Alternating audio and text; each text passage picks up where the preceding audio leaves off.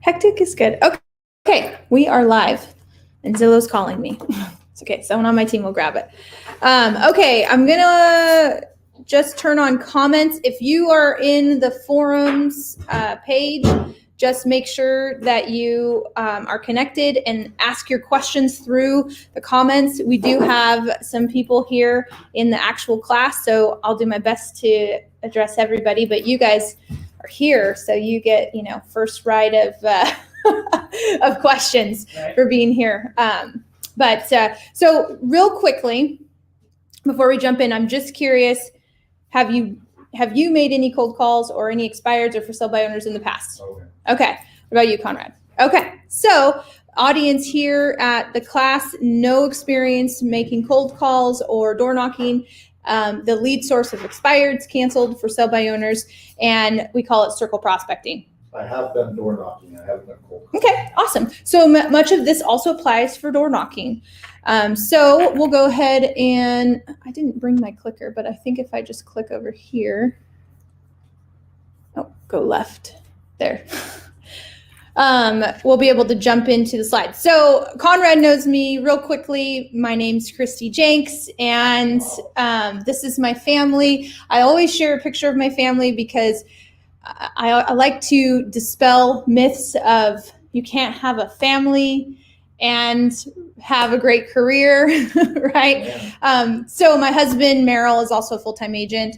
We have a team here in the Valley called the Big Helper Realty Group, and we have a big family, and we love selling real estate and giving back to the community. We were with Revelation Real Estate from the very beginning of my career. We moved to EXP about 3 years ago, and are so happy that we're all back together. That was a good move on your part.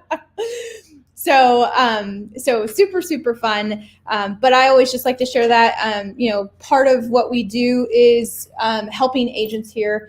And all over, obviously, with EXP, we can go anywhere. So you can find more about our team at thebighelpergroup.com.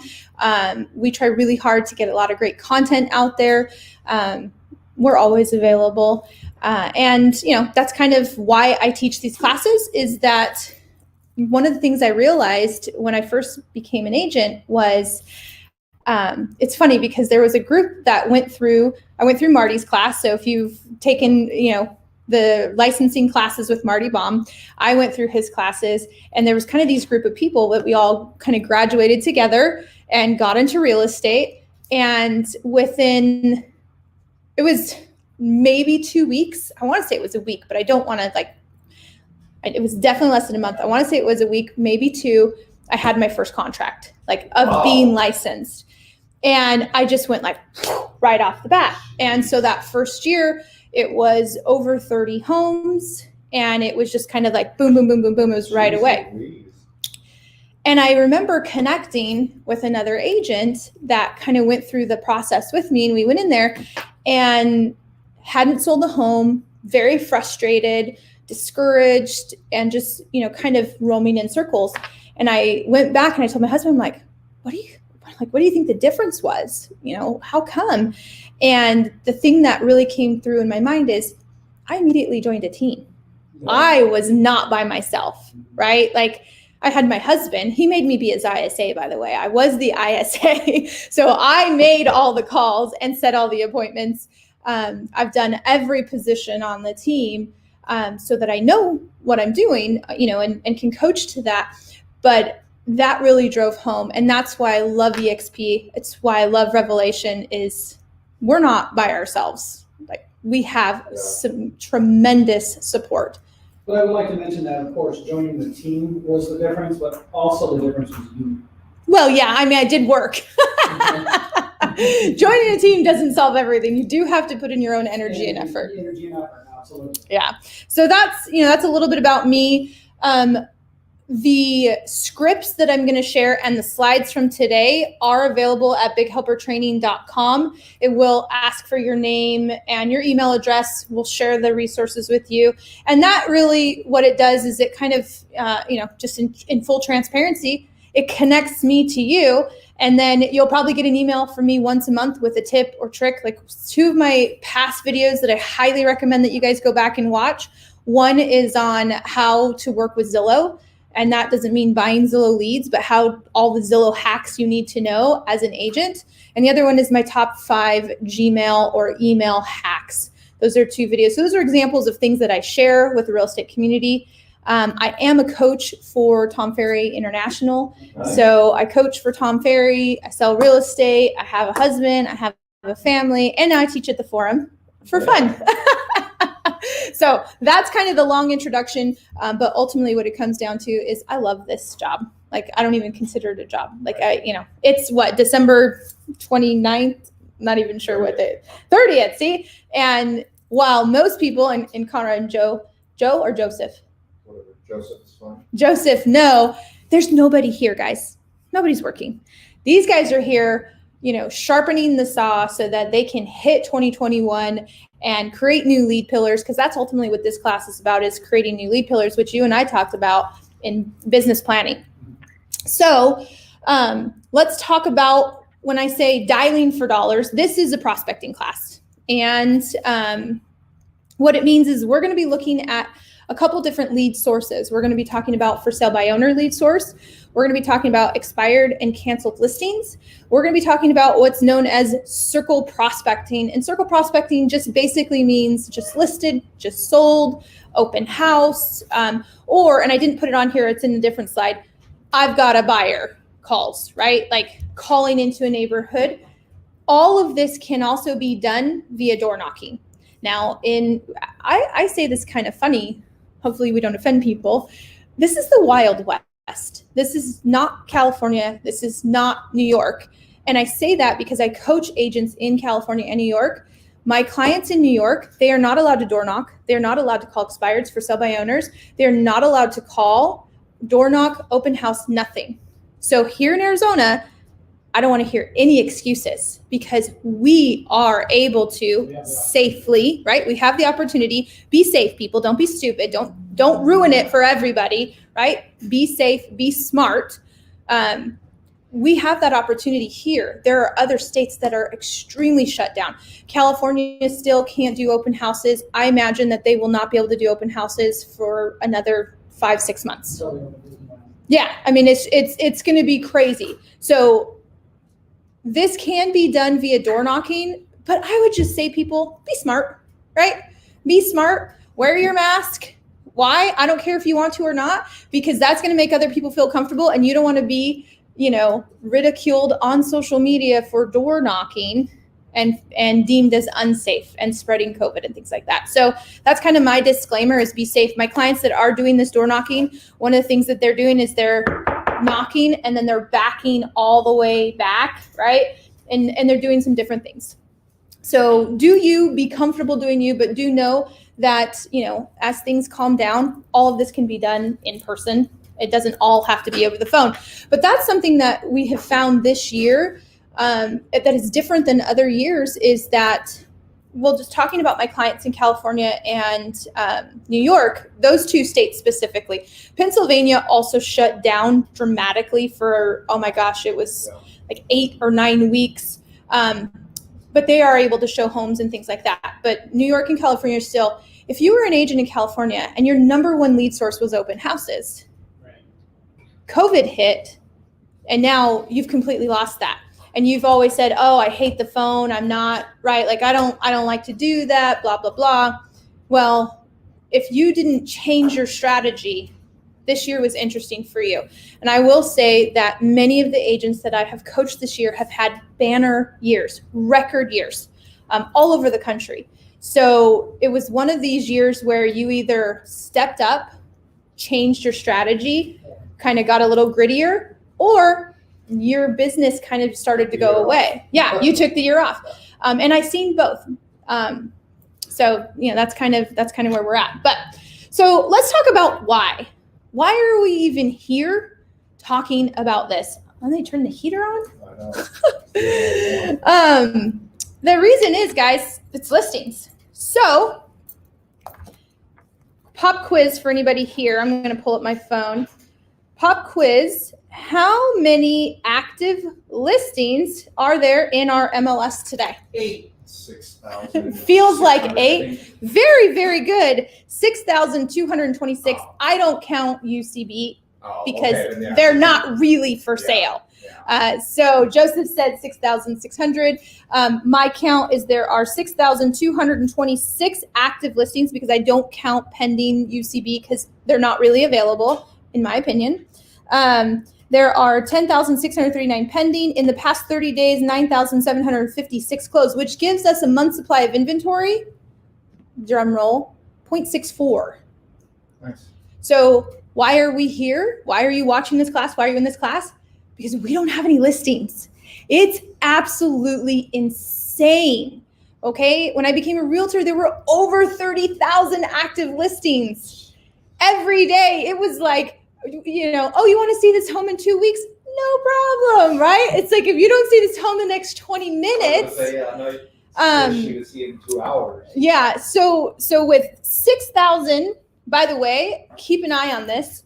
We are going to, my husband, every Monday does a show called Merrill's Monday Market Madness on our Facebook and our YouTube channel. But we are predicting that we are right at the cusp of having more land listings than residential resale. Like it is very, very close.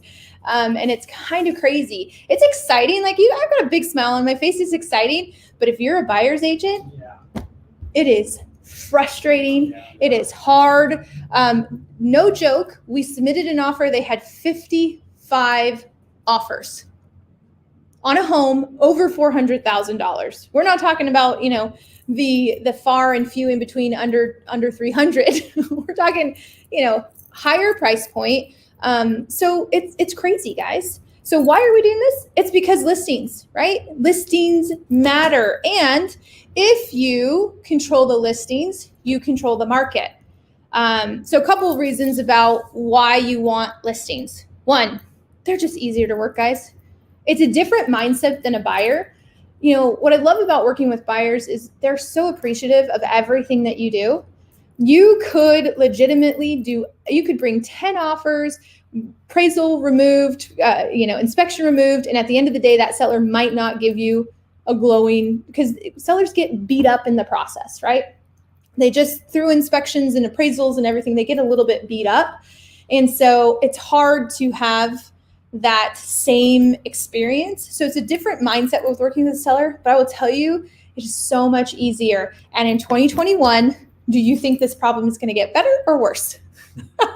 We are not even in the spring market and we have 6,200 listings, right? Like it's going to be bananas. And I don't know about you, but I want to be sitting on the listings versus writing 50 offers, showing 100 homes, right? And just getting beat out. And let's also face it, your buyers get frustrated every time they lose, every time their hopes get up. And, you know, I know Catherine's done a lot of classes on this. I've spoken a lot about strategies on how to get a winning offer and how to maintain a good relationship with your client when they're getting beat out.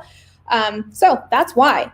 But another reason is when you have the listing, everybody's working for you, right? Like legitimately, they're marketing. Every time I have a listing, I have 10 agents reach out to me. Hey, do you mind if I put this on social media? Do you mind if I do this? And my philosophy is go for it, right? Like you're just helping me get more exposure to my listing. I don't care if it goes to your KV core site versus mine. Yeah, find a lead, go show them my home. Let's get it sold. It's good for my seller. So they're marketing your homes. They're showing your listings for you, right? Like if you've ever sold outside of 2020, had a listing outside of 2020, it gets hard when you're not getting showings. And then you've got to communicate with your sellers every week what you're doing. It's nice to have people working your showings for you. And they're trying to get you an offer, right? Those buyers agents, they want to get that home under contract. They want to help their client. It's also incredible leverage. So when we're doing our business plans, new agents in particular start out buyer heavy, right? So it might be a 70-30, might be a 60-40. The fact is, the more listings you have, the more buyer leads you get.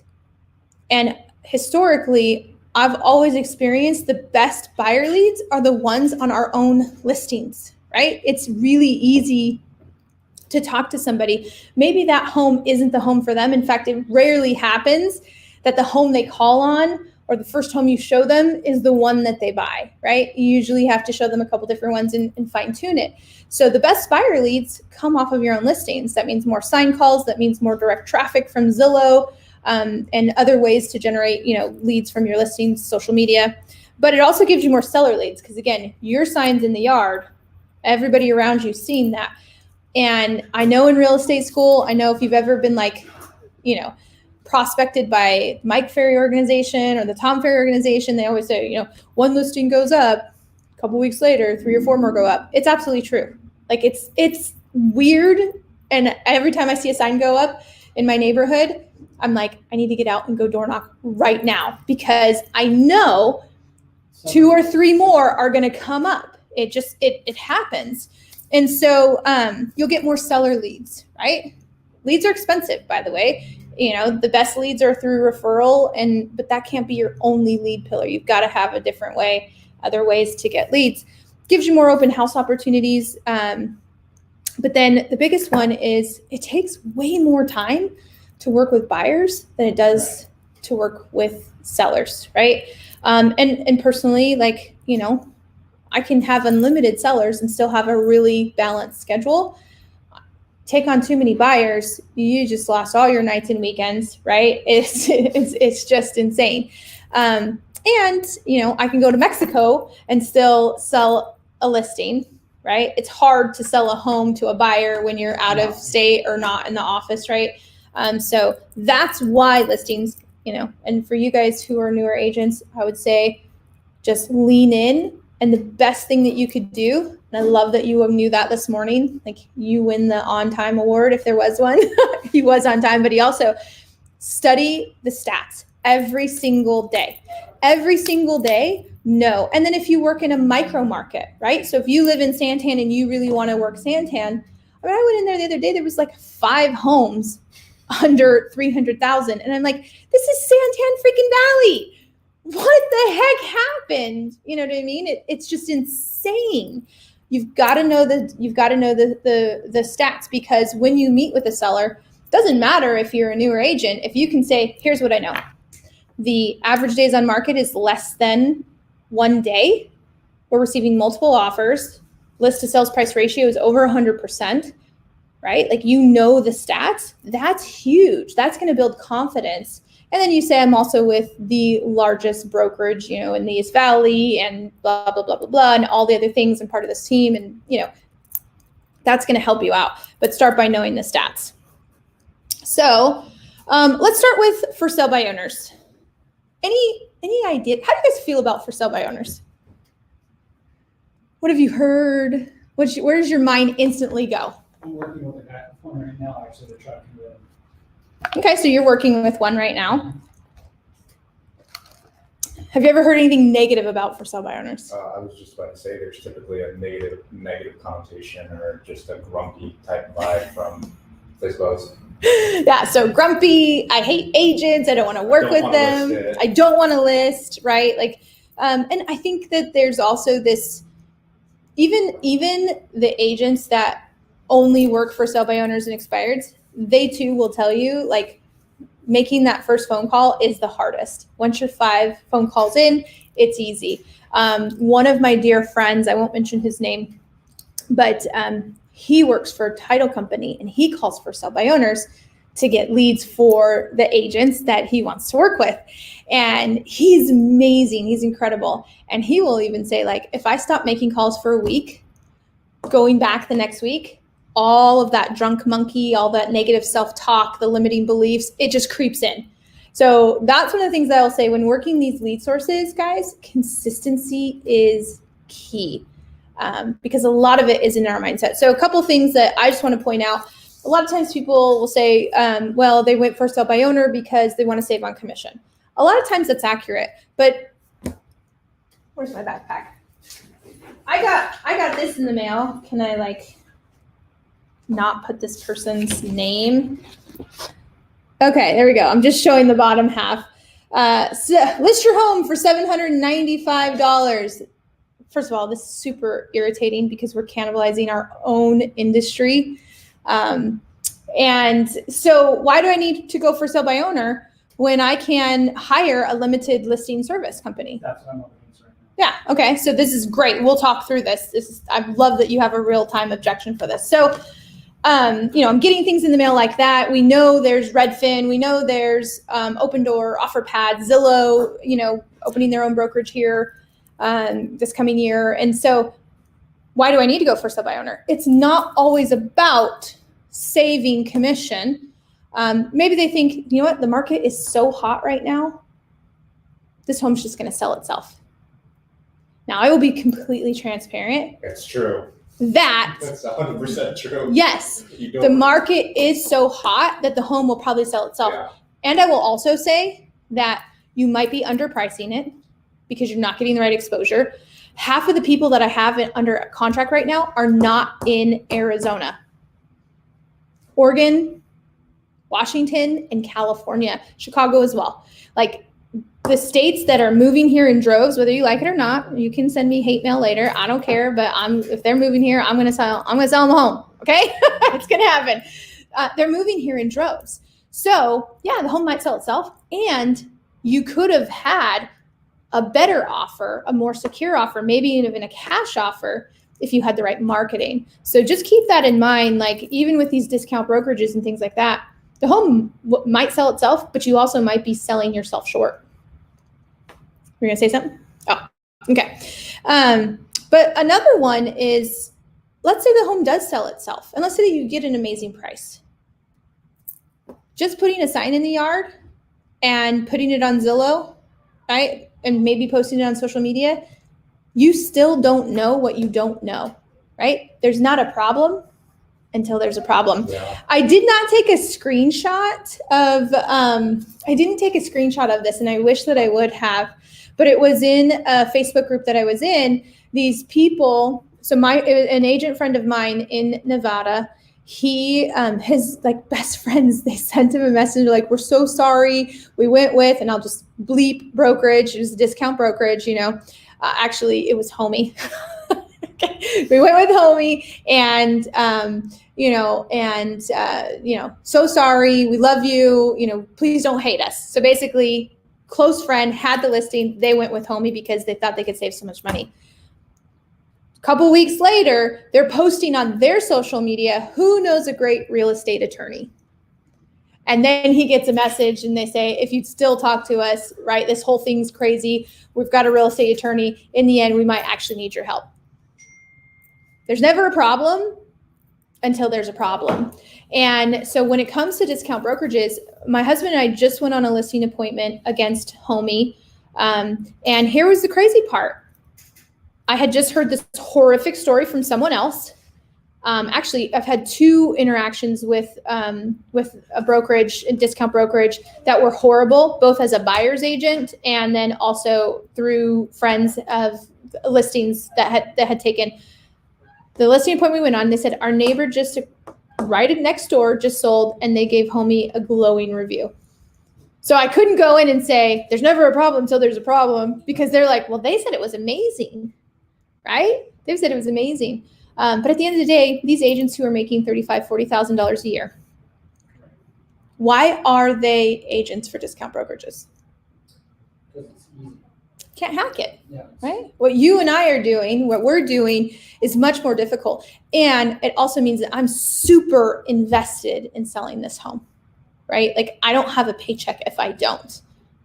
And that's kind of one of the differences. So, but some of the statistics coming out of for sale by owner specifically, they typically take longer to sell, and they typically sell for less money. This environment's different, but I would also venture to say that if we updated this, that knowing what I know with every single listing I took and sold in December that had multiple offers, waived appraisals, things like that, does a for sale by owner know that they can waive an appraisal? Or do they even know that the home has to appraise, right? You don't know what you don't know. So they are going to sell for less money. And most of the time, they're still paying at a minimum 3% to a buyer's agent. Now, we have an incredible program here at EXP. I don't know if you guys know about the Home Bids product. Okay, Home Bids product. So that's a totally different class that or we can connect offline off of this class because it's pretty lengthy. But we have a unique opportunity that for 3%, and we get 3%, and that's all that they pay, we can do the Home Bids product. You do have to get certified 3XP with Home Bids, but it's a phenomenal product. So I don't go in touting it as the first option, but if you're going to go and pay a buyer's agent, which they should, and most of them do, I can do that for you as well. And you can be out the door with 3%, right? But then also 9 out of 10 lists with an agent. And usually it becomes out of frustration, out of just not knowing what they're doing. The deal fell through. There's a lot of things that go wrong. It's not just getting your real estate license and now all of a sudden you know how to sell a home. And that's why it's important that you're aligned with a brokerage, right? And mentorship that can help you if you're new or seasoned. So those are just some of the statistics of coming out of for sale by owners. So what is the challenge with a for sale by owner? This is super fascinating to me right now. I believe most of the automated home valuations, even our own KV Core, if you're using KV Core 3XP, I use Sierra Interactive, Boomtown, doesn't matter, even Zillow, okay? Most of their Zestimates and automated valuations are low. Correct. Why do you think that is? Because it's an algorithm. It's an algorithm, and it's using, which in a typical market, it's using 6 months worth of data. Is 6 months ago the same market that we're in today? No. In the environment that we are in today, those instant algorithms are using old data. So the biggest challenge for sell by owner is, how do they know how to price the home, right? Legitimately, how do you know how to price the home? I will tell you, as a seasoned agent right now, I'm also, and I will toot my own horn, I consider myself really good at pricing homes. It's difficult to price a home because the market is accelerating so fast. In my farm, okay, so the area that I farm, I just ran the numbers, 27% gain year over year. Wow. 27%. And there were no outliers. There were no That's better than here this year. It's insane. That's a subdivision here in Gilbert, right? So how the home that I sold in my farm in January will now sell for an astronomical higher number in December. And it is the market. It's crazy. So their biggest challenge, where you need to, in terms of when you're having these conversations, how did you determine the price? What data are you using to determine price? Are you aware that in many of these micro markets, I'm role playing for you guys, but are you aware in many of these micro markets, we're seeing 12, 15, 25% increase? And I also know that some people are just overpricing their home. If that home has been on the market for 2 weeks, it's probably overpriced, right? Because even if you back up to the freeway, have a massive power pole in your backyard, you probably got multiple offers and you probably went under contract in the same weekend if you were priced right. So pricing is still paramount when you're dealing with this lead source. Also going through them with the selling time frame. Again, most of the buyers are going to come in with an agent. And I eat agents for breakfast that don't know the contract. You send me your bins are late? That's just so sad. I do everything I can to make the deal go through, but if you don't know your time frames, you don't understand the contingencies, I will use that to my client's advantage.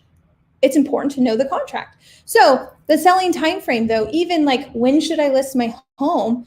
And right now the story is yesterday, right? Legitimately, there There's never been greater time to list your home because we have buyers on backlogs. All of the builders are on lotteries unless they don't run a lottery system. This community right over here, Bellamy on Germain and Greenfield, they're on a lottery, right? No, you can't get into new construction because all of the lots are sold. And so timing is also really important. Another challenge that they would have is, and these are your opportunities to get in and to build rapport and to bring massive amounts of value, is preparing the home. Well, we're going to put in a new water heater and now we're going to get $10,000 more, right? Like understanding the upgrades that are really going to matter. Do I paint those cabinets or do I leave them? Do we change out carpet or do we leave it, right? Like that's where massive amounts of value come in, because I know, and I have hundreds and hundreds of sales to prove it. Every single time a seller didn't listen to me and said, oh, we'll do a carpet allowance, we ended up lowering the price and still giving a carpet allowance. Just replace the damn carpet, okay? It's not that expensive. Your home will sell for more and it will sell faster. That's why they need us. And so I can with confidence say that. No, don't give a carpet allowance, because a buyer's going to come in, they're going to over-exaggerate the problem, or they're just going to buy the home next door that has new carpet. So like, let's do it right. Let's do it the right way. I know that you want to sell your home quickly. That's why you hire a professional, because I know. So preparing the home and making sure they don't do stupid upgrades, right? Like that's so critical. Picking the right upgrades that are going to matter, right? Do I replace the whole all the windows in the house, or do I update the kitchen? Probably update the kitchen. Do the windows need to be replaced? Yes. Replacing the windows is not going to get you the same amount of money. Same thing, because that's a maintenance issue. It's not an upgrade issue. Same thing with an AC unit. Yeah, you got to replace the AC unit, and guess what? The appraiser's not going to go out there and be like, oh, well, that is a 16 SEER AC unit, and it's no, it's not going to happen. But they're going to say quartz countertops, right? Tile floors, whatever it is. It's so important and to know the difference between maintenance and upgrades. And that's where I see a lot of sellers go wrong. By the way, guys, this is great content for you guys. What is the difference between a maintenance issue and an upgrade item? And how does that help you or hurt you when selling your home? Going back to time, a lot of for sale by owners underestimate the amount of time that it takes to sell their home by themselves. There is a lot that is involved behind the scenes, let alone let's talk about security, right? When you're doing it yourself, are you walking around with them? And if so, is that going to greatly diminish the effect or the price that you could get because you are following them around? Or do you just let them roam your house free? How do they get access? Do you put a mechanical lockbox on there? And then how do you know they're not coming back, right? Like there's just so many. Security of even verifying buyers. Let's say that a buyer, unrepresented, comes to you and wants to buy your house. Did you talk to their lender? Have you verified their down payment? Has their tax records been, right? Like, are they pre-qualified or are they pre-approved? These are all the reasons that they need an agent. And I know this. It's very rare that someone should be for sale by owner, right? Maybe an ex-agent. I don't know. I don't know. Does that still need to be disclosed? What part? If your license expires, you still need to disclose that? I don't know. I can't imagine that you would, because you don't have an active license. Yeah. So I don't know. I don't know. If one of the brokers are on, they can ask Jeff. Jeff would definitely know. But yeah, but mainly for their protection, right? And I forget the number off. Like, how many ways can a buyer get out of a contract in the Arizona contract? I want to say it's like over 50 ways. Yeah. I remember the broker told me, and I wrote it down, but I can't remember it off the top of my head. And if you are a for sale by owner, you don't know all the ways that a buyer that can get out of the contract. There's just a lot. So I want you to think of, in terms of when you're working with a for sale by owner, Your value comes in the challenges that they face. And many times it's through education, not through confrontation. That's not my style, but through education and value, adding value and educating them on the process. Show what you're worth. That was a fantastic line. Value comes in the challenges that you face, is what you said. Mm-hmm. If you can solve their problems, that's where your value is. And most of the time they don't know what their challenges are going to be. And so that's, again, education and just really knowing your job, what it is that you do. We call it your USP, your unique selling proposition, or UVP, unique value proposition.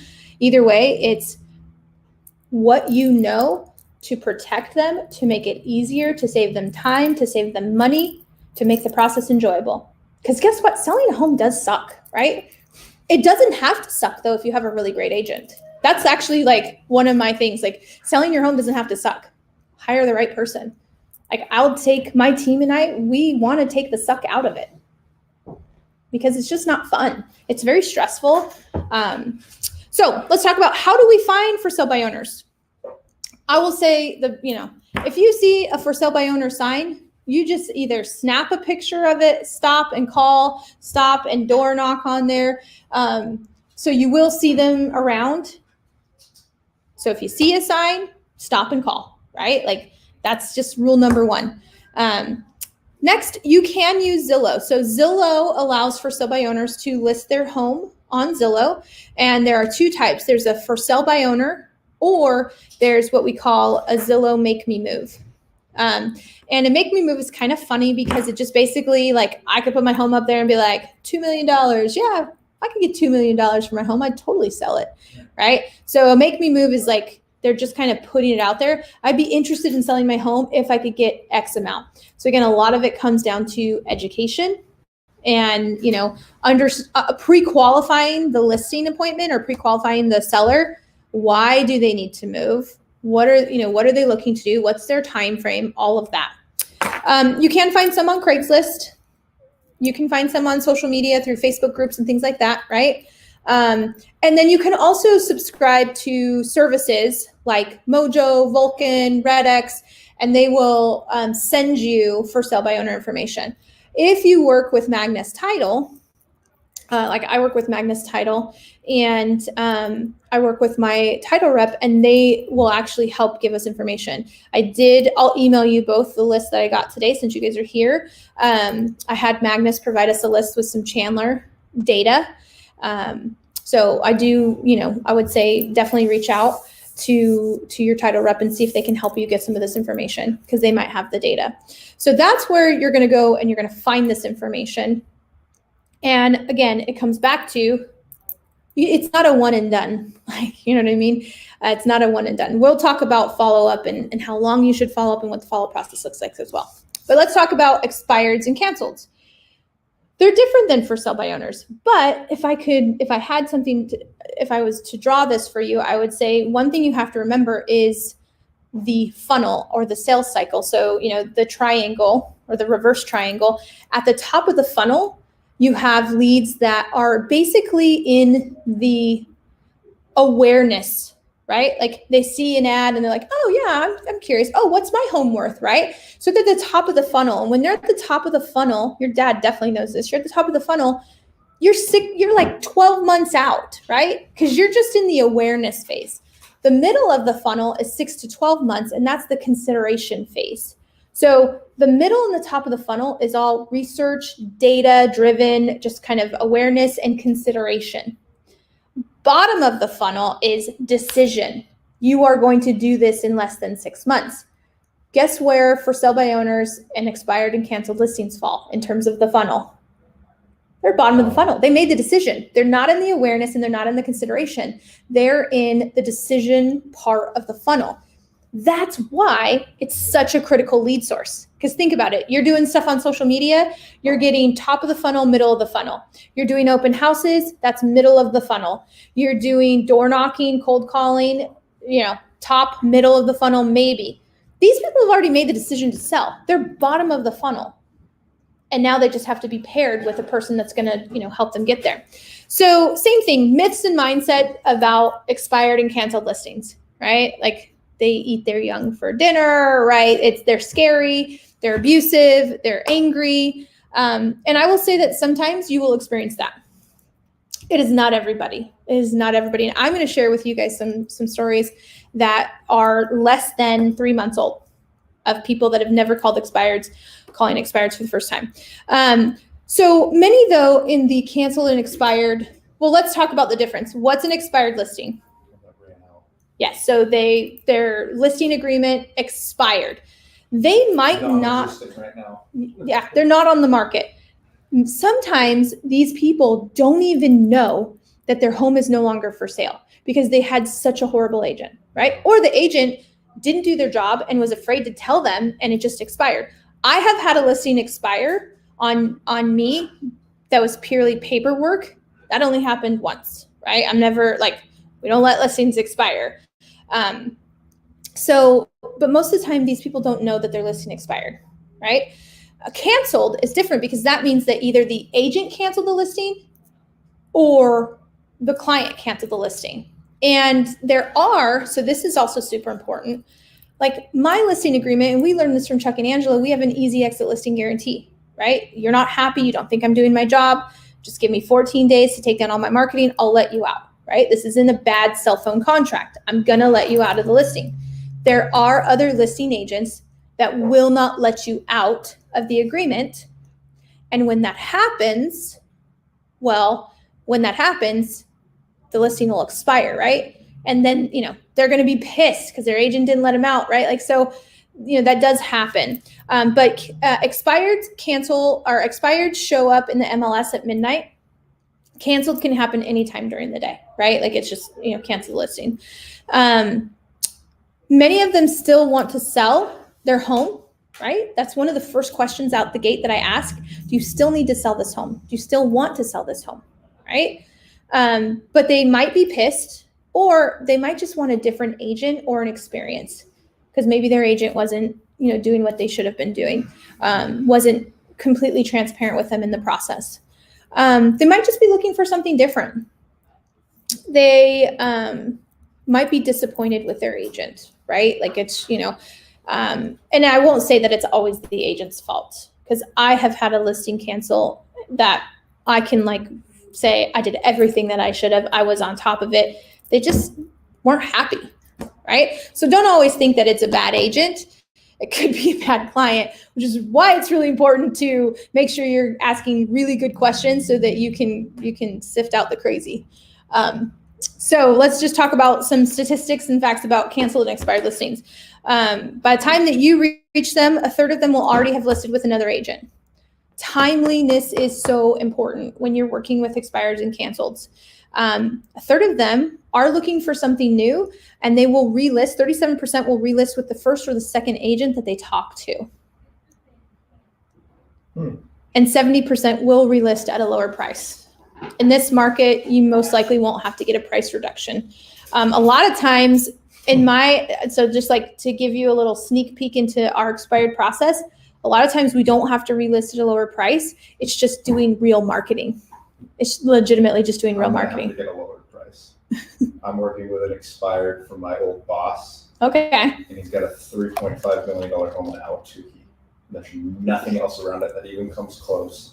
And it was on the market for 4 years. Oh yeah, so definitely a price reduction, right? And I also look at how long, because there are some expired listings that were only on the home for, well, those would be more canceled. Check how long it was on the market. An expired listing might legitimately be overpriced. And, 2 years ago, I would say it could have not been overpriced and just had really bad marketing. Even bad marketing homes are getting offers. More of the bad marketing and a little overpriced. That's what I'm hoping. It's usually a combination of both, though, right? Yeah. It's an agent that takes their job seriously, invests in marketing, and when I say marketing, that means they're not taking the photos themselves. Not a photographer. Can I take nice photos? Absolutely. Hire a photographer. Right? It's one of those things. So, and then a third of them may have just changed their mind. Something that I've encountered a lot this year, is they list their home and then they pull it off the market because they can't find anything that they like. Right. And they're worried about being homeless. So that's a real objection. And I look at that as an opportunity to pick up a buyer and a seller. Yep. So Conrad, if I could find you the right home, would it make sense for us to relist this property? Okay, let's talk about what you're looking for. And then I'm going to do something that no other agent's going to do. I'm going to call expireds and cancels and for sale by owners. And I'm going to find you an off-market property, which is the next lead source that we're talking about, which is the circle prospecting. So that's a real objection. Be prepared to handle it and know that I'm going to work for you. And guess what, guys? This year, you're going to work harder than you ever have because there's not enough listings, right? And here's the great thing. You guys are new. You don't even know anything better. So you're always going to work this hard and you will always outproduce other agents because even when the market changes and we get into a buyer's market, you'll still be doing the great things that make great agents great. You obviously have a bunch of experience. When do you think that will be? I don't know. It's crazy. Everyone says when the market drops. I don't think it's going to be for a while. My husband and I are very confident that it's not going to be this year. Just again, because we look at the numbers every day and I really rely on him. He's way more analytical than I am. 2021. Yeah. I don't see it happening in 2021. And the reason for that, again, no crystal ball, but the reason for that is we have so much demand. We have an inventory problem. And that's why it's not going to change because we have an inventory problem. So, you follow the stat newsletter. Do you guys look at the stat newsletter that comes out through the MLS? Every month they put out a stat newsletter. It's late. That's my only qualm with it. It comes late in the month. Like it comes maybe the third week of the month, which is decades in this market. But do go in and read the stat newsletter. They have all the old issues. They talk a lot. The commentary at the end of the stat newsletter talks a lot about why we're not in a bubble, right? Because that's the big thing. Everyone's like, oh, this is a bubble. It's a bubble. I mean, the home that you saw 3-4 months ago is now increased. Builders are increasing their prices every 2 weeks, right? Like you can't just think that the market's going to crash. It's not going to crash. It's very different than this time. My favorite one, so if you look at the stat newsletter from last month, there was an affordability index. That one right there, guys, I challenge you to go take a screenshot of that affordability index infographic, post it on your social media, educate everybody around you why we're not in a bubble, why the market's not going to crash. Homes are more affordable now than they have been in decades. It doesn't feel that way, right? Like I get it. It doesn't feel that way because our buyers are being beat out and they're having to move farther out. But when you look at the affordability index, it is so affordable right now. And that's being primarily driven by what?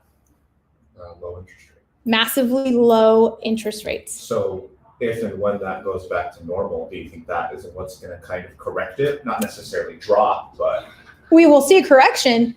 But do you see demand going down? I think if people can't get a 2.1% interest rate on their house, yes, a lot of people are going to be less. Some people will, determined, but the people who are moving here, where are they moving from? it's true.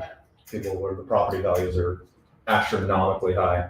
Yeah, politics, taxes, and property values, right? The PPP, politics, property values, and property taxes or whatever. Politics and property taxes and just everything that's going on in some of these other states. They're moving to Arizona. We have extremely low property tax, right? We have an incredible economy where many companies are moving here. Let's not jack it up, people. Don't jack up Arizona.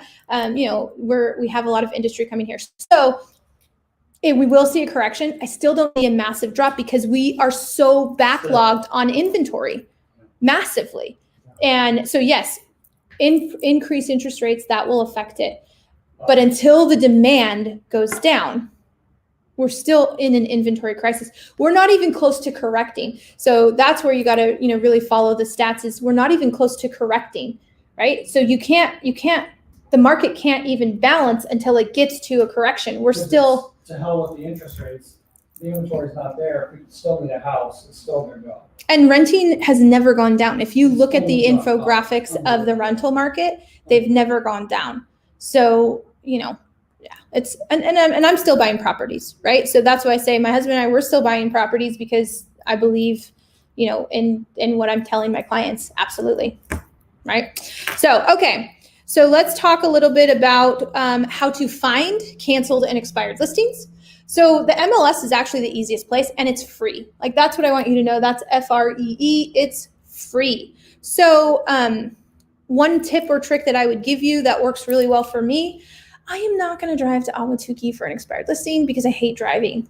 I live in South Gilbert. Right? I live up Chandler Heights and Higley. So I'm not going to drive to Ahwatukee. So what I do is I put between the office and my home, I have like a little, I draw a map and I put myself on an alert instantaneously because of canceled, any home that expires or canceled.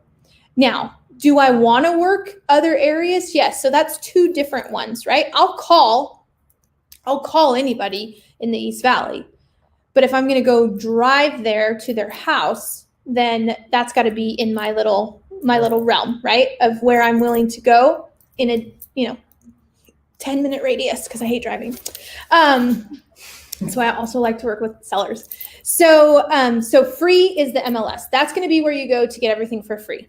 Now, outside of that, you do have to pay for data, right? So you're looking at something like Vulcan. Oh, I didn't put on there Land Voice. That's another one. Land Voice, RedX, Vulcan, and Mojo. They're all service providers for expired, canceled, and for sell by owner data. It can get pricey. So I'm not saying this, but you might want to partner up with somebody and split the cost, right? Like, get creative. The title company also subscribes to these services, and they might also provide you data. So, get with your title rep and just say, hey, can I get a list of expireds in Chandler, for over the past 6 months? So there's two different types of expireds. There's same day and there's old. And that goes for canceled as well. Same day is, it canceled last night at midnight or expired last night at midnight, and I'm calling them today. Because here in Arizona and most of the country, it's crazy. In Canada, it's public when it's going to expire. We don't have that luxury, so we have to wait till the MLS tells us to, and then we can get that. If you're not subscribing to the services, you're not going to get the phone number. It's very rare for a listing agent to actually put the sellers. Every once in a while, they'll put it in there, so don't overlook it. But it's rare nowadays, especially with showing time. Pre-showing time, the seller's phone number was in there all the time because lazy agents wouldn't set up showings. But now that we have showing time, and if you're not using showing time, get with it. It's like the best thing ever. Showing time makes it so easy. So you're really not going to be able to get the phone numbers unless you have a service. Now, you can also use services like Intellius and some of those other paid services to verify phone numbers. Yeah, you can get that.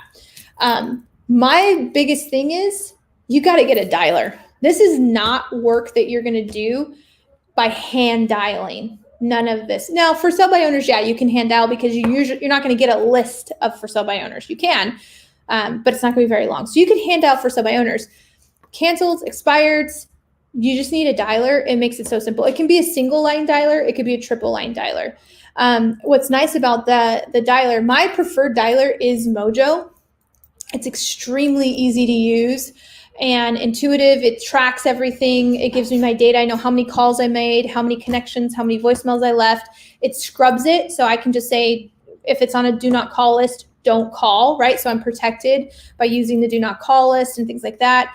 So it makes it a lot easier. So if you're serious about this, in my opinion, you have to have a dialer. You can hand dial. However, what I've found with agents that I've worked with that hand dial, they spend way too much time looking up the listing. Like, they overanalyze the listing, they look at it, they hug it, they caress it, they make the call they didn't pick up. They just wasted 15 minutes of their life for a phone call that no one picked up. They're dreaming about, I can list it for this much and I can make this much and go on vacation. I haven't even dialed yet. Yeah, no, or they're running comps on it and they're doing all this stuff, and I'm like, no, you just got to make the call. When I get on the phone with you, right? Then I can pull up the listing and look at it, you know what I mean? But as long as I'm comfortable with my scripts, which we'll talk about in a second.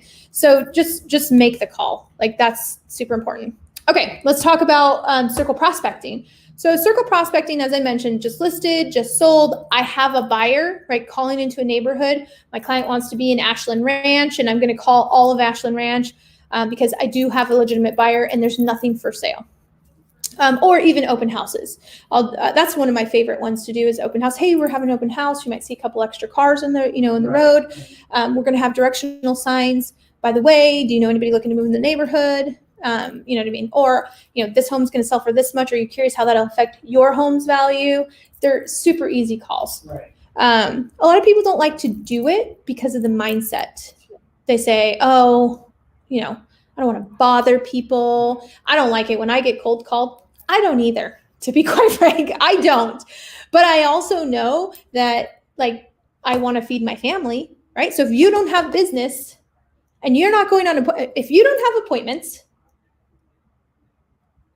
you should be prospecting, right? Like if you're not going on appointments, you should be prospecting.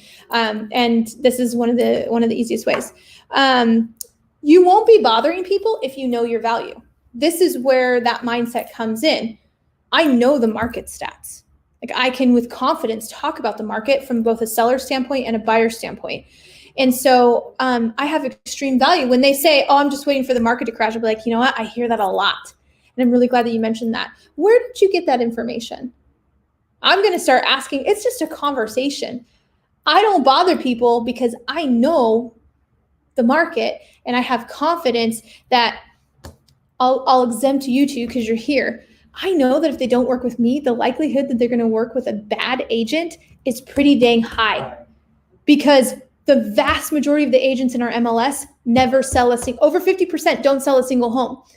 And then the other, 40% sell 1 or 2 homes, okay, in a year. That's bananas, right? We know that 10% of us do the vast majority of the work. So with confidence, I can say, if you don't work with me, you're probably going to get stuck with a bad agent. I'm doing a cross sell with a bad agent right now. And it's so frustrating. Even my clients like, man, this guy, he never responds. He doesn't answer his phone. And I'm like, yeah, I'm trying to give him an excuse. Well, it's a holiday. He goes, but it's his job. You're answering my questions. I'm like, I know, right? Like I work with these bad agents all the time. So I'm making that call because I don't want you to get a bad experience with another agent. I know my value.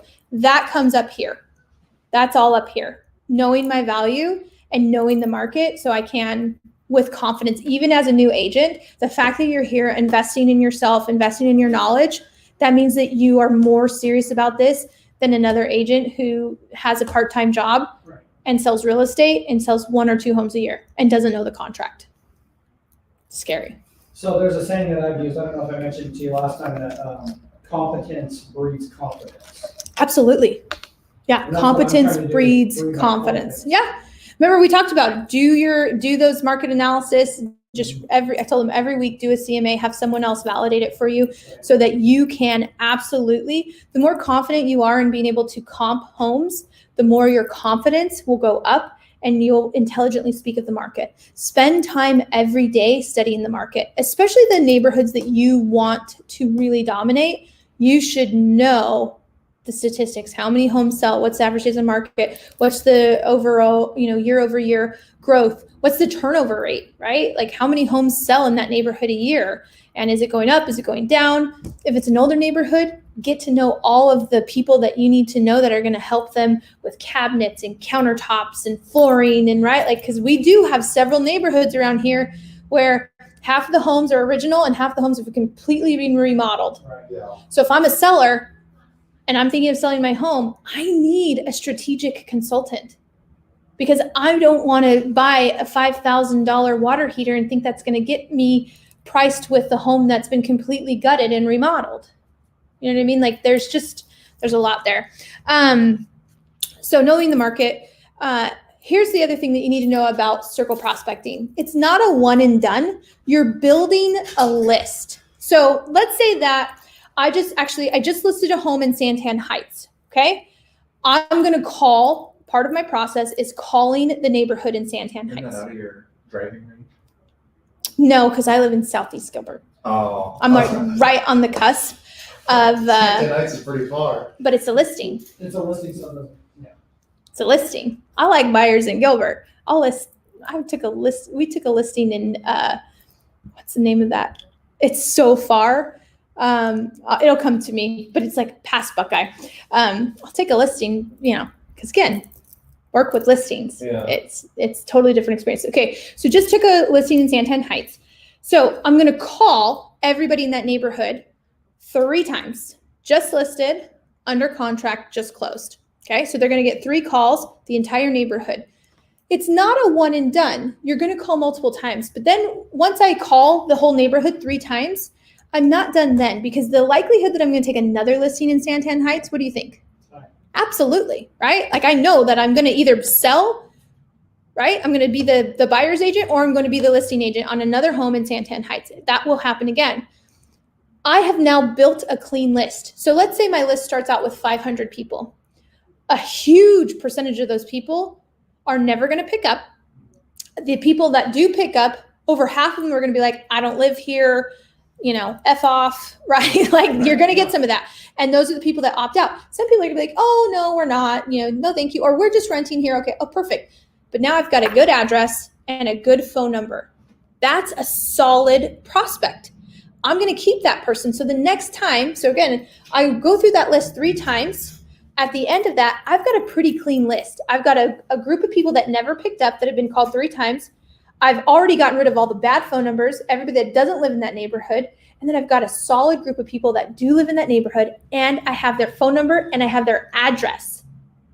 So now they're going to be in this clean list of Santan Heights. So every time I have a buyer looking in Santan Heights, every time I have a listing, I already know that. I've got them. And I can direct mail them because I know I've got a good phone number and I've got a good address and I've got a good name. So I want you to be thinking of building clean lists. It's not a one and done. You will have multiple lists for different areas and you're going to come back and use them again. That's why you've got to have a service like Mojo. And here's what I like about Mojo. And I don't get paid, by the way. Like, it's not like Mojo pays me. Mojo, you can, it's month to month. So it's not like you have to buy it for a year. I can tell you do a lot of work online. Disclose that you're not getting paid. Yeah, I don't get paid for it. But I really like their dialer. And I like how they organize data. It also integrates with KV Core. It integrates with Sierra, Boomtown. It integrates with most of the big CRMs. So in terms of ease of use, we make all of our calls out of the dialer for just our follow-up calls because it's so efficient. It's very, very efficient. And consistency is key when you're doing these. So how do we find the numbers for Circle Prospecting?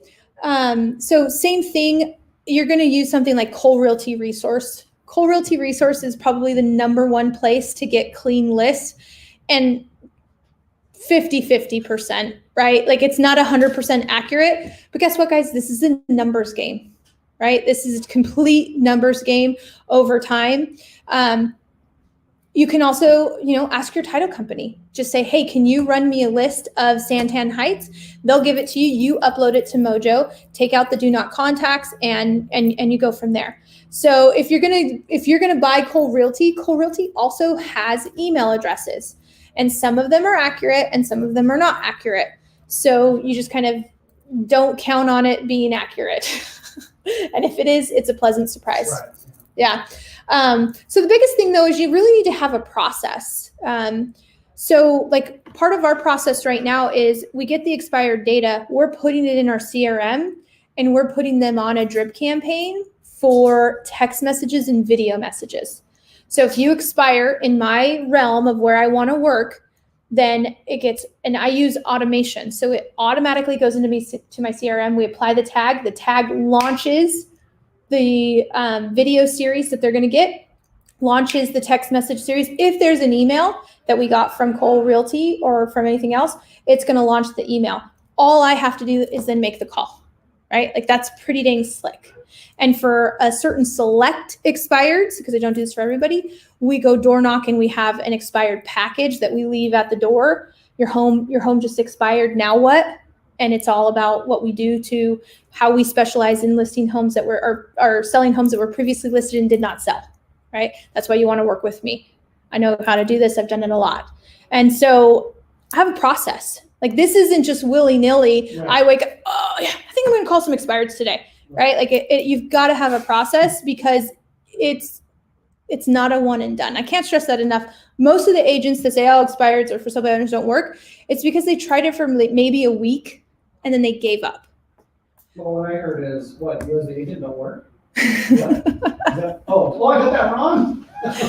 Yeah, like they're incredibly lucrative lead sources. They're hard to work, and that's why most people don't, right? But the agents that do, you tell they've got a lot of listings and they swear by it. And most of it is a daily grind. So my friend who does it, he's calling at 7:30 in the morning every single day, right? Like, he just knows. And we'll talk, I think that's maybe the next slide. Yeah. It's the slide after this. But, so again, everything can be done through the phone, which I think during pandemic is a really great resource. And don't be shy of text messages, because we also know a lot of people don't pick up their phones, right? Like, I just told you, if I don't recognize them, then I'm probably not going to pick it up, right? Like, the vast majority, or I think my phone has rung like 17 times during this class, and I'm not available. So I will also use text messages. That's why I use my CRM. So my goal is like 75% automation, 25% human time. So I lean in to my systems so that I can have a quality of life, right? Because if I was sending all the text messages and all the emails, plus making all the calls, and then showing the homes and going on the appointments, right? Like, that would be insane. Plus working on marketing and. Well, it's not only the dollars, it's how much time are you spending? Because that word spending applies to your dollars and your time. And if you're just running the hamster wheel, doing stupid stuff, how much money are you spending or losing? Most people run the hamster wheel. Yeah. They do. So yes, you can door knock. And like I said, we do have a door knocking strategy for expireds and canceled and for sale by owners. I also have a postcard campaign. So there are certain people that I will put on a postcard campaign. So when I talk about the process, when I do talk with Conrad on the phone and he says, I'm not going to list right now, but maybe we'll think about it in the spring, I have a follow-up process. He goes into my CRM, he goes into my how to sell your home campaign, and he gets put on my postcard campaign. So he's going to be getting a postcard every week for me for 12 weeks, plus a handwritten letter thanking him for the call, right? So the first touch after that is going to be a little note card. Hey, Conrad, thank you so much for taking my call. I really look forward, to working with you. And if they have any questions about the process, let me know, and I'll be following up with you with my card in there so he knows how to get a hold of me.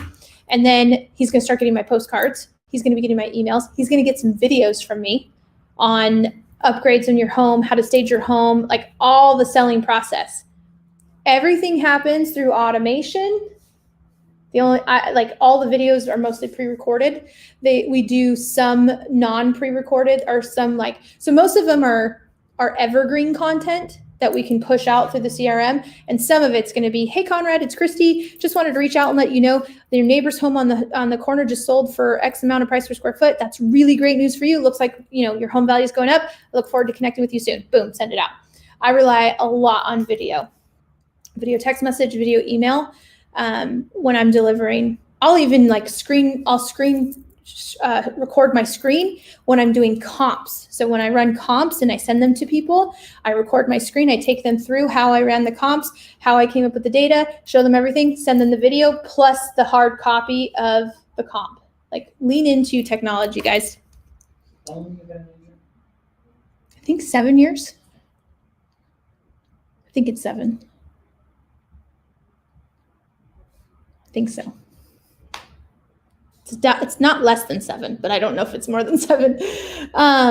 Social media, custom audience. So this one I'm still working with. Your dad, I bet, would be able to help us on this one.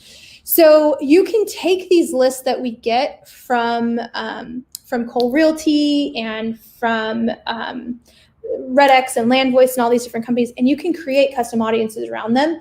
And I know a couple agents that are really successful with that. I haven't been able to get the data to work correctly. So I'm still testing those, but I do know of agents that are doing Google pay-per-click or like AdWorks type ads and social media and custom audiences. So you have to have a professional page to do that, and you have to be out of the Facebook ads manager, and it has to be a professional ads manager. It can't be the ads manager from your personal page. So like 5 years ago, your personal profile could run ads, not off of your personal page. You still had to have a business page, but you had an ads manager on your personal profile. Is that, you tracking with me? You can't do that anymore. You have to have an ads manager for your professional page to run custom audiences. Yes, but you can literally slap together a professional page that can literally just say, Yep. Christy's professional page. It's not like you have to get qualified. You don't have to and put then content in it there or takes you maybe anything. 30 seconds to put a But that's Facebook where I find most page. people get stuck is, well, do I do a personal page or a professional page? I'm like, your personal page always going to outperform your professional page Yeah. if you don't pay, but you have to have it as a mechanism to get to run ads. I have Facebook ads running right now. Yeah. I have several campaigns going. Yeah. So this would be something good for you to try. Yeah. Right. I would also say with if you're going to be running ads, make sure you've got the follow-up process in place. And I think that's what, Well, I don't do it. I haven't done any for, I don't want to say real estate because they are real estate tied, but they're not like. Buyers, sellers. Exactly. Okay. Either way, you probably have a follow-up process, because what's the point of getting a lead if you're not going to follow up with it, which is what most agents do, is they don't follow up. I do like park reviews. Okay. Like trail and park reviews around Arizona. And then there's this teeny little hook at the end. And I say, like, if you want to live in this subdivision, or if you want to live around this, then I'll put my contact information. And if from there, they're interested in it, that's when this comes in. That's beautiful. I love that. That's really valuable content. That custom audience and everything within Facebook, that's where I produce all the videos. I start sending them. Mm-hmm. I have one for all of Arizona. I have one for specifically where that park is. Yeah. Yeah. Facebook is insane. And it's still relatively cheap. Oh my gosh. I have like $1 a day, $5 a day, $2 a day. The cheapest is $1 a day. Yeah. It's still relatively cheap. You just got to know how to get around it.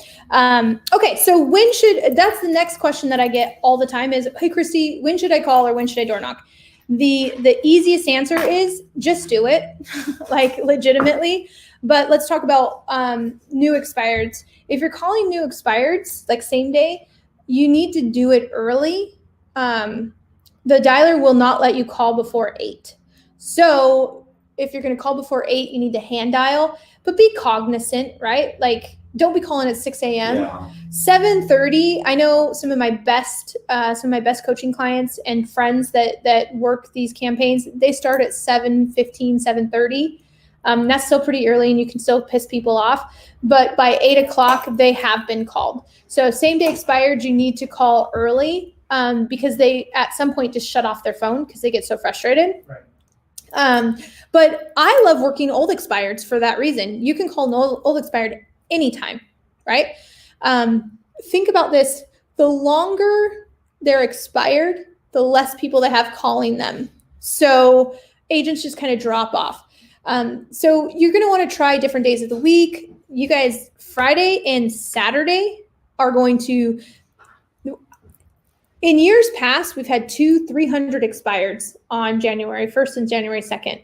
I don't know what that's going to be like because we only have 200 listings, right? And you know what I mean? So I don't know what that's going to be like, but it'll be interesting to see what we come up with, come the beginning of the year. It'll be different than years past just because our inventory is so low, but it'll still happen. A lot of agents set their listings to expire at that time. So, and I didn't plan to put this in here, but a really good plug or an avenue to be thinking about. Remember I mentioned like land listings, we're almost dead even. Right? We're very, very close. And if we continue in the trend that land will surpass or be very dead close to residential resale. And that being said, land expires all the time. Now, why don't we want to work land? Well, it's significantly less money, although I'm selling a $200,000 property in Verrado. Yeah, you know what I mean? So land does expire. You could create massive amount of value if you could connect people to areas that they want to live in, like with builders and things like that, get with a small builder and, work with expired land owners and talk about developments, things. That could be a whole new niche of marketing. So rejection, I already mentioned, it's going to happen. Just know that it's going to happen. So we're going to talk about, I've got scripts that I'm going to share with you, but let's talk about like what you should say.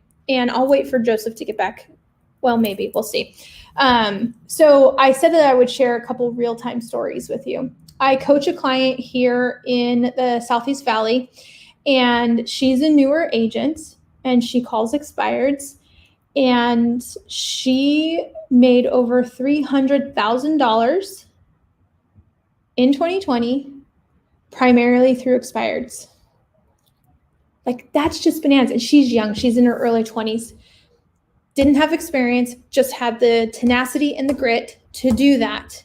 And she's working the Scottsdale area. $300,000, right? I don't know a lot of young 20, under 25-year-olds that are making that kind of money and only selling 14 homes and didn't have to pay much except for Mojo. She uses Mojo. So I have another client, though, in South Carolina that I coach through Tom Ferry, and she is in her 60s, okay? So I love this woman. She's the sweetest woman. She has a Southern accent. Maybe that gives her a little bit of an advantage, but she's calling in the South, so it doesn't really matter, right? And I got on the phone with her, and she goes, Christy, I think I'm going to try to call expireds. I said, let's do it, right? I gave her some scripts and things like that. And she's a highly expressive person. She didn't even look at the scripts. She just started calling. Within her first month, she took 2 listings. And I was like, take me through what you're saying, right? Like, take me through what you're saying. And she's just having a conversation with them. I have called expireds for a month straight and not set a single appointment. And I've got on the phone and had a brand new agent sit next to me or a seasoned agent, and on their second call set an appointment.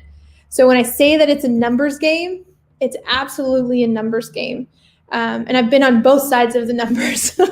And it's really frustrating when you're on the side that's not setting the appointments, and it's fun when you are. But when it happens, you only need a couple, right? If you sold 10 expired listings in a year, that could greatly change the trajectory of your business. So I gave you guys scripts on the link. So I've got like probably 10 different scripts. I've got some objection in there. But one thing I will say is I want you to memorize the script, but not so that you sound like a robot. I want you to have the script memorized so that you have options on what to say and you're not worried about what to say, right? Like, I don't know if you've ever been on a phone call and you don't know what to say, so you're stepping all over yourself, right? Like, it's kind of frustrating. Or you're not listening because you're reading something because you don't know what to say. So when I say memorize the script, it's purely like, if they go left, I've got 5 options to go left memorized, right? If they go right, I've got 10 options memorized to go right. So you need a script so that you have options. That's the best way I can describe it. If you have nothing memorized, you have no options except for what's in your head. And most likely what's in your head is not very good. Yeah, exactly. It's not very good. You're not going to get the appointment.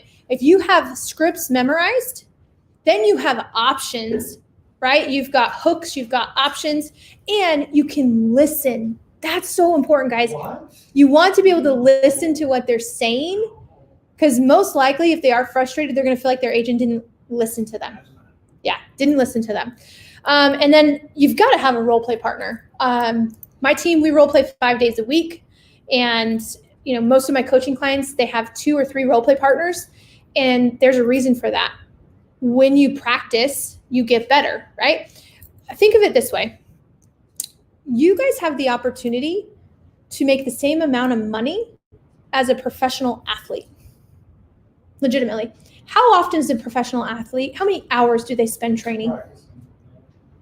For what's their game day hours?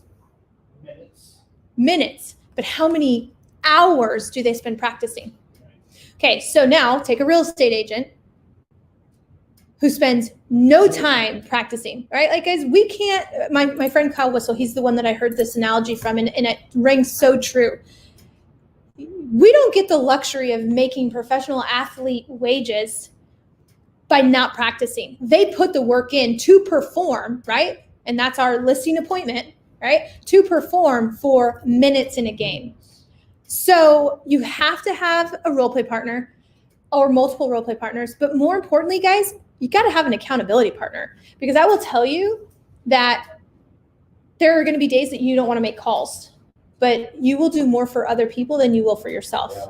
So having an accountability partner really helps. Like, can you imagine if I'm making my calls every day and Joseph's not, and he's like, oh yeah, I didn't make my calls again. I promise you that's only going to go on for a couple days, and then he's going to make his calls, or he's just not going to answer my call because he doesn't want to tell me that he hasn't made his calls. But you got your answer.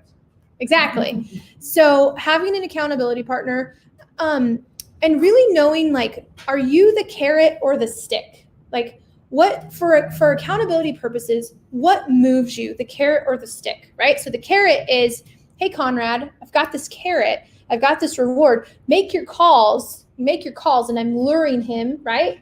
Or I'm behind Joseph with the stick and I'm like, make your calls, right? Internally, what motivates you, the carrot or the stick? Once you understand how you're intrinsically motivated, then put that into place, right? So for one of my coaching clients, you stepped out of the room. She made over $300,000 2020 through expireds and canceleds here in the Valley. And she's already, her pipeline for 2021, we're going for 500,000 under 25 years old. We're going for 500,000 In gross commission? Yeah. And one of our number one lead sources is expireds and canceled. So she has a hard time staying motivated. We just put her in a SPAR group. SPAR is an app. I don't know if you've ever heard of SPAR. It's an app that you have to pay. We use it in our Peloton group. If you don't ride, it automatically charges you $100. Wow. So she's in a So SPAR. She's in a SPAR group, and this is going to be fantastic for her. I'm so excited for this, because if she doesn't make her calls and log it in SPAR, automatically deducted $100. Every day she doesn't make her calls, she's going to lose $100. I can't go very many days of losing $100 without So you're the stick, huh? yeah, she's the stick. She's the stick. So, that's something you got to think about. So I also mentioned another client of mine that took just an amazing older woman. Don't think you can't learn new things. 2 listings in her first month of calling expireds. She never picked up a script, which I don't agree with, but she's a conversationalist. She knows how to have a conversation. Have you ever spoken to someone that is so easy to talk to and you feel like you told them your entire life story? She's that kind of person, and that's why she's excelling. So when it comes to scripts, I've given you guys all of these scripts plus some objection handling scripts. But what it really comes down to is just have a conversation, genuinely care. Do you still need to sell that home? What's your time frame? Where are you guys moving? If we can't find you a home, if I can find you a home, would you relist? Well, what are you looking for, right? Like, know how to have conversations. Use the scripts as the options so that you know where to go in the conversation and you don't, you sound competent and you understand. You've heard me say a couple things today, right? I specialize in selling homes that were previously listed and did not sell. That's part of my script. And I know. And if you did sell, where would you go, right? Like, I've got key phrases. I don't sound like a robot. I just have a great conversation. Having a great conversation with somebody is going to change the difference. So don't argue with them. I did put that in here. Don't interrupt, don't argue, repeat, reaffirm, and then move on to the next part of the script. So all of this is for naught if you do not follow up and follow through. So if you get on the phone with somebody and you say that you're going to do something, do it. And do it promptly, right? Like, you say, I'll have that to you by tomorrow, deliver it today, but definitely deliver it tomorrow and deliver it earlier in the day than, later, because these people have trust issues already because the experience wasn't what they wanted or needed. So follow up and follow through. That won't happen if you don't have a process. So put them in your CRM. And when I say put them in your CRM, there are a minimum of 5 things that should happen with every single person that's in your database system, if it's KV Core or whatever you're using. One, you should have a follow-up reminder set for them. I don't care if they're not going to buy for 2 years. They need to have a follow-up reminder. We don't work from memory. We work out of systems. It's our external brain. If they're a buyer, I'm sending them homes. If they're a seller, I'm sending them a minimum of 4 CMAs a year. Or I like to use HomeBot. It's one of my secrets. I like to use HomeBot. HomeBot's pretty amazing. It does monthly home automation, but it does so much more than that. It's one of the coolest tools that has come out probably in the past 2 years. So that's how I do a lot of my CMAs. But I've got 4 reminders, so I'm doing them quarterly, quarterly. I'm doing them quarterly that they're going to get a personalized home, equity update. So I don't even call it a home valuation. I call it a home equity update. Do you monitor your bank account? Well, your home is pretty much like your bank account, and most people don't monitor their bank account. Wouldn't it be nice if I could provide you with a system and a tool that allow you to monitor your home's equity just like you monitor your bank account? That's exactly why we need to work together, right? Like, I know where my value comes from, and it comes from my process. Every person's on an automated drip campaign, and guys, those took forever to set up. So just be realistic with yourself. If you set up 1 a week or 1 a month, you're going to be in a great position 6 months from now, right? You're not going to be able to set them all up. I just want you to think that done makes more money than perfect.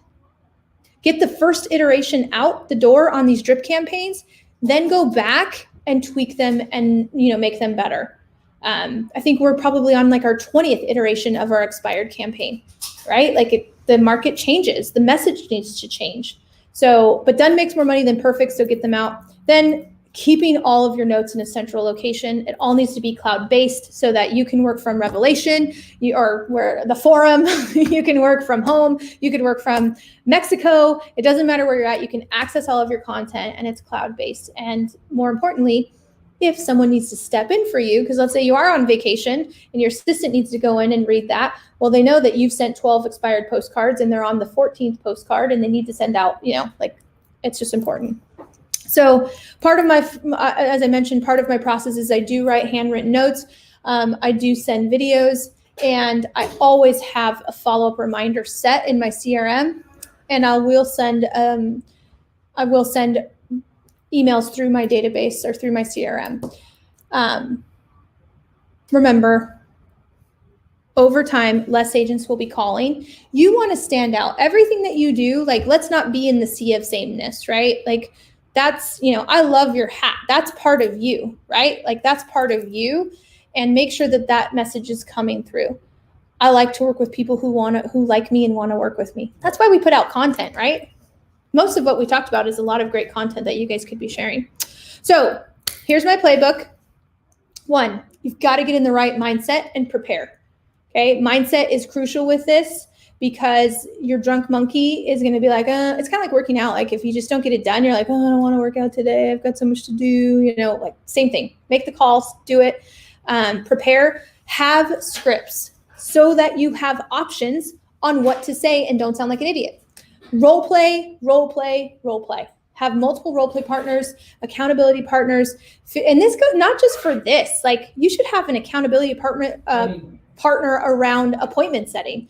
Accountability, a partner around, your health and wellness. All of this is for your life, essentially. Then second is schedule it, because if you don't schedule it, it's definitely not going to happen. So when I say schedule it, there's prep time involved, and then there's your call time. Where I see a lot of agents going down the wrong path is they will use their prep time, their call time, as their prep time. So then they make significantly less calls, right? And you got to figure out what that is. The young woman who made over $300,000, 2 hours a day. Right. No, she was 2 hours a day of calls with an hour of follow-up. So it's about 3 hours of calls. She doesn't need to prep because she just uses, she's doing it now long enough that all of her data is centralized, and she uses Mojo. So she's just, she knows it. In the beginning, yes, prep time was significant. So for her, we're talking 2 hours a day of calls with an hour of follow-up just for expireds. That doesn't include her database calls, like past clients, center of influence. That's another hour. So she's 4 hours of calls, and she's primarily listing focused, right? Like that's kind of that's where we're going. She's definitely going to pick up buyers along the way, but 4 hours of lead gen a day is what's going to get her 500,000. We backwards mapped it for her. She's in a much higher price point too. So just do it again. Be consistent. Get it in your schedule. I shared this quote last time. I think you said you have it up all over the place. Oh yeah. My kids get so sick and tired of me saying this, but So true. every time I meet with somebody that wants to get into real estate or that wants to do X, Y, and Z, doesn't matter. If you really want it, you will find a way. Nothing's going to hold you back. Or you'll just find an excuse. There's plenty of excuses for anything that we want to do, anything that we want to learn. We live in such a digital age that if you want to know something and you don't know it, it's just because you haven't taken the time, right? Knowledge is not the issue. It's action. Knowledge is power, but it's only power when you take action. So that's where you guys, it comes back into that. So bighelpertraining.com, that's, let me make sure my mouse is right. That is going to take you to this page right here after you give me your name. And then you're just going to click on dialing for dollars. And here are the scripts that you can use. Again, and by the way, most of these are not original to me. I will say that. Most of these are not original for me. If I saw a great script, every time I see a great script, I'll go in there. I also will go onto YouTube and into Facebook groups. I will watch agents making calls and I'll listen to them and take notes. So that's just part of my personal development. There's tons of YouTube videos on calling expireds and cancels. Everybody's got an opinion on it. At the end of the day, you're going to find your own way of doing it, but you got to have a good solid base. This one was a bonus for you guys. It's called How to Leave a Great Voicemail. So I was just about to ask you about voicemails. So yes, if you don't leave the voicemail, you're not going to get a call back. And I've only sold one home from a voicemail, but because I've sold a home from a voicemail, I can't go back, right? I used to be 50-50 because you can make it through your calls a lot faster if you don't leave voicemails. Now, if you're using Mojo, you just drop the voicemail. Yeah, you drop the voicemail. So you can tell I have several different voicemails that I use. And these are different value propositions. So when I am making notes in my CRM and I'm making calls, did I leave voicemail number 1, voicemail number 2, voicemail number 3, voicemail, right? Some of them are going to be custom, but when you're just, I've got a very limited time and I need to make these calls, I will drop a voicemail of value. Because the worst voicemail to leave is, hey, Conrad, it's Christy. I was just calling to see how your home search's going. Just kind of checking in. Let me know if you need anything. And it's like, no one's going to call you back. He was in sales before. He totally gets that. Nobody's going to call you back, right? I'm calling and I know why I'm calling and I know the value that, you need. I remember last time you guys said you were thinking about doing something in the kitchen. I've got a couple, contractors I could connect you with, or the home on the corner just sold for this. I wanted to let you know. Fed just announced interest rates. This is how it impacts you. Like I'm taking, news. You want to bring value to your voicemail? Exactly. So, but anyway, so that's pretty much the course and the class. At the end of the day, you just got to do it, right? Like I think that was the last one. So at the end of the day, just go out there, make the call, because if you don't make the call, you'll never get the chance to do that. If you have questions, you can reach out to me on let's make sure we're connected on social. Christy Jenks is my Instagram and Facebook. And then of course my team is the Big Helper Realty Group. And this is something we do as a team. We make these calls and provide our agents with this data.